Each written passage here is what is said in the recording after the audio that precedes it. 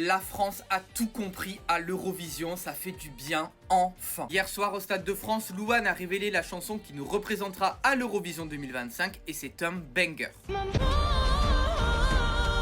Franchement, je suis super content parce qu'on apprend de nos erreurs. Premièrement, l'an dernier, on a révélé beaucoup trop tôt notre chanson en novembre, le soufflet était retombé, même si on a très bien fini. Cette année, changement total de stratégie, on a révélé notre chanson en dernier parmi tous les pays. Ça a suscité une énorme attente de la part du public, du coup on était très haut en bookmakers. Tout le monde a regardé hier soir en live, etc. Deuxièmement, la chanson Maman ne sort pas de n'importe où et il y a eu un incroyable storytelling. C'est-à-dire que depuis plusieurs semaines, que ce soit en interview ou sur ses réseaux sociaux, elle a expliqué de quoi elle allait parler de façon assez indirecte. Elle parlait notamment que c'était le rêve de sa maman, qu'elle allait l'accomplir pour elle, mais aussi pour sa fille, etc. Et au final, c'est tout l'objet de cette chanson, donc c'était très bien amené. Puis concernant la chanson dans sa globalité, on joue sur notre point fort, à savoir l'émotion. On le sait, nos meilleurs classements ont été des chansons personnelles comme Voilà avec Barbara Pravi ou un thème universel comme l'amour avec Slimane, mais toujours des chansons à émotion. C'est là qu'on performe le plus, on s'est rendu compte que dès qu'on s'éloignait, on prenait des gadins. D'un côté, moins de prise de risque, mais à la fois, c'est bien de voir ses points forts et de jouer dessus. Autre point important pour une chanson d'Eurovision, le bridge.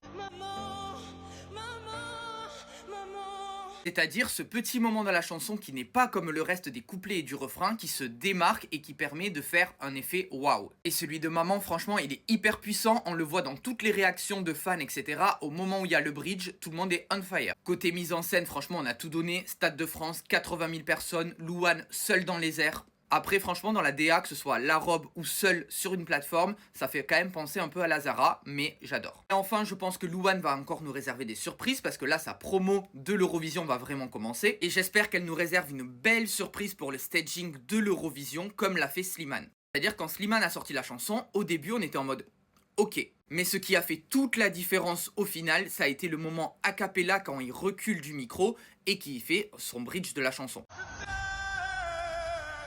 Donc là, je sais qu'elle est vraiment bien entourée pour le staging de cette année et je pense qu'il prépare un twist scénique qui va marquer encore plus la chanson. Et ça va être indispensable pour espérer jouer un podium à présent. Franchement, on a très bien joué nos cartes, que ce soit la chanson personnelle, le staging Stade de France et maintenant, il va falloir un twist scénique pour mettre en valeur le bridge.